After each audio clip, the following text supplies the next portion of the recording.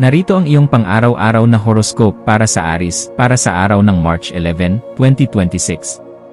Sa pagsikat ng araw sa petsang ito ng March 11, mararamdaman mo ang isang kakaibang bugso ng enerhiya na nagmumula sa mga planeta na magtutulak sa iyo na simulan ang mga nakabinbing proyekto ng may bagong sigla at determinasyon. Ang iyong pambihirang katapangan ay muling magliliyab na parang isang sulo na gagabay sa iyo patungo sa mga desisyong nangangailangan ng mabilis na pag-isip at matibay na paninindigan sa harap ng anumang pag-aalinlangan na maaaring lumitaw sa iyong landas ngayong maghapon. Huwag kang matakot na maging una sa paggawa ng hakbang dahil ang iyong likas na kakayahan bilang isang pinuno ay sadyang kailangan upang mabigyan ng direksyon ang mga kasamahan mong naghahanap ng inspirasyon sa bawat sandali ng inyong pakikipagsapalaran. Pagdating sa iyong karera at mga tungkulin sa trabaho, ang araw na ito ay nagdadala ng isang mahalagang pagkakataon kung saan ang iyong husay sa paghawak ng mga mahihirap na sitwasyon ay lubos na mapapansin ng iyong mga nakatataas sa kumpanya. Mapapansin nila ang iyong mabusising paraan ng pagtapos sa mga gawain na dati ay tila imposibleng maisakatuparan sa maikling panahon. Kaya asahan ang isang positibong balita tungkol sa isang bagong responsibilidad o promosyon na magpapakita ng iyong tunay na galing sa sining ng pamamahala.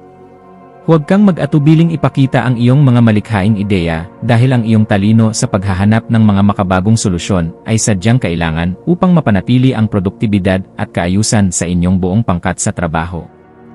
Sa usaping pananalapi, ang petsang ito ay humihingi ng isang matalinong pagsusuri sa iyong mga nagawang budget upang masiguro na ang bawat bahagi ng iyong kita ay nailalagak sa mga bagay na nagbibigay ng tunay na seguridad sa hinaharap.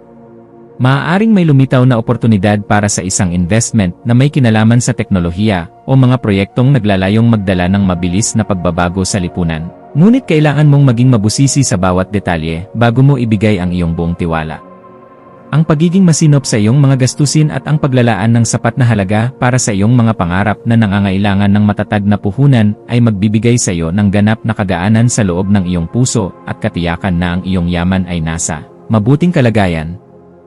Ang aspeto ng pag-ibig at pakikipag-ugnayan para sa Aries ay nasa isang yugto ng napakatinding pasyon at malalim na pagkakaintindihan kung saan ang iyong puso ay naghahangad ng isang relasyon na puno ng kislap at sapat na respeto sa iyong pagiging malaya. Ang pagpapakita ng iyong pagmamahal sa pamamagitan ng pagiging masigasig sa pagpaplano ng mga aktibidad kasama ang iyong katuwang ay lalong magpapatatag sa inyong ugnayan sa bawat sandali ng inyong pagsasama ngayong araw na ito.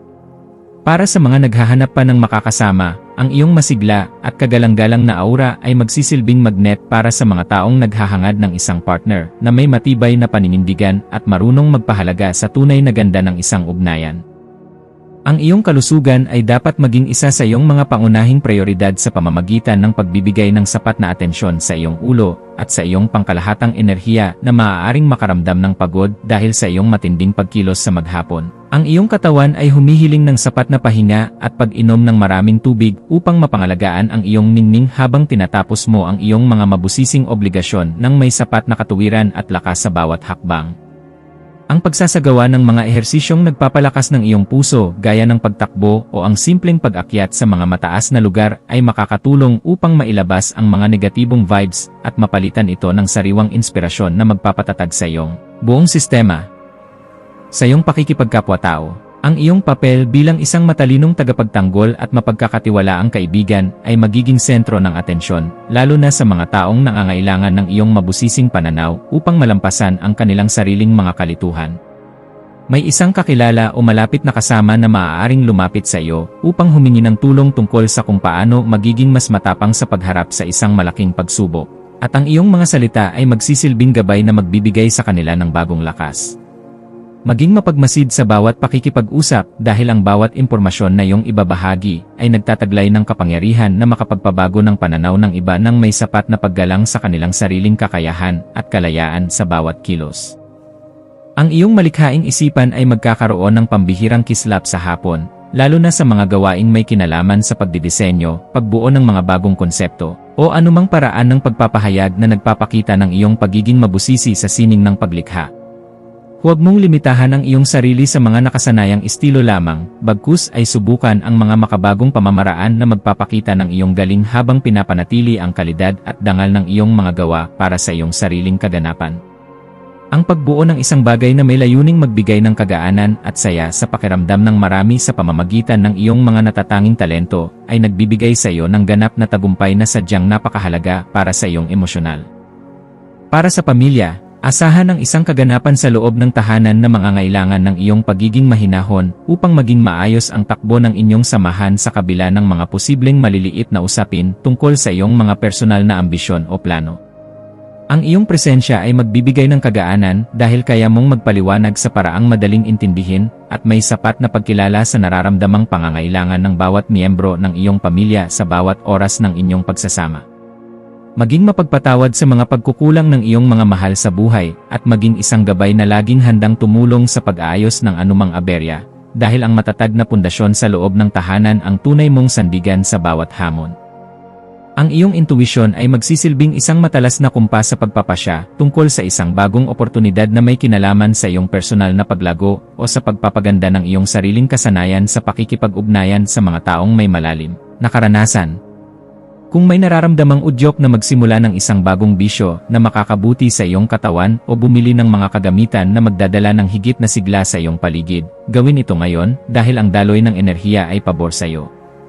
Ang iyong panloob na boses ay malakas na nagpapaalala na handa ka na para sa isang mas mataas na antas ng kaganapan sa iyong pagkatao, kaya pakinggan ito at huwag hayaang ang mga alinlangan ay humadlang sa iyong asenso.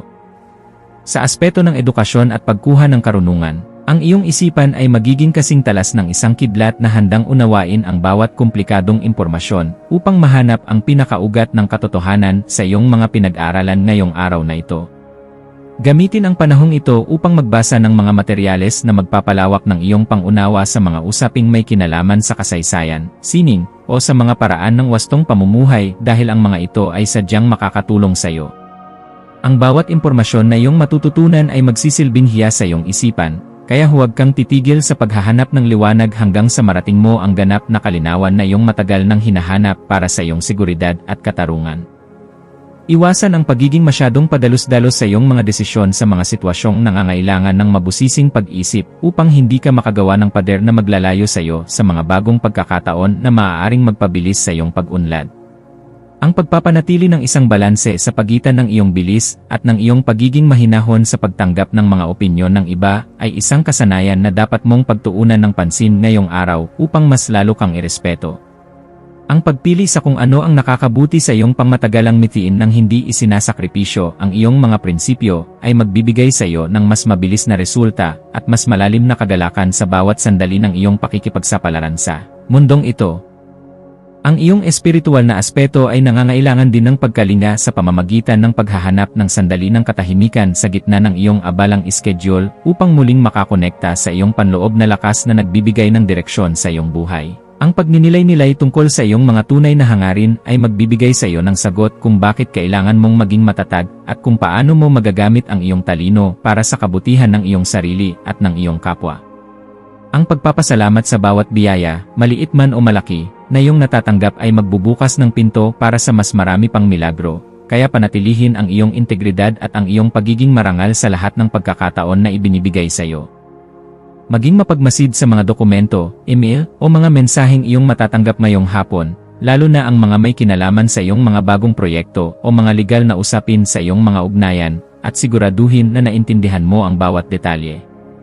Ang paghingi ng payo sa mga taong may sapat na karanasan, o sa iyong mga mentor ay isang matalinong hakbang na dapat mong gawin upang maprotektahan ang iyong mga interes at ang iyong pinaghirapan sa loob ng mahabang panahon. Ang pag-iingat sa ganitong mga usapin ay magbibigay sa iyo ng kapanatagan na ang iyong mga hakbang ay nasa loob ng katuwiran at hindi ka malalagay sa alanganin dahil lamang sa kakulangan sa mabusising pagsusuri ng datos. Sa pagdating ng gabi, maglaan ng oras upang ayusin ang iyong kapaligiran at ang iyong isip sa pamamagitan ng paggawa ng mga bagay na nagpapakalma sa iyong sistema gaya ng paggawa ng listahan ng mga pasasalamat o pag-aayos ng iyong mga kagamitang pang-ehersisyo.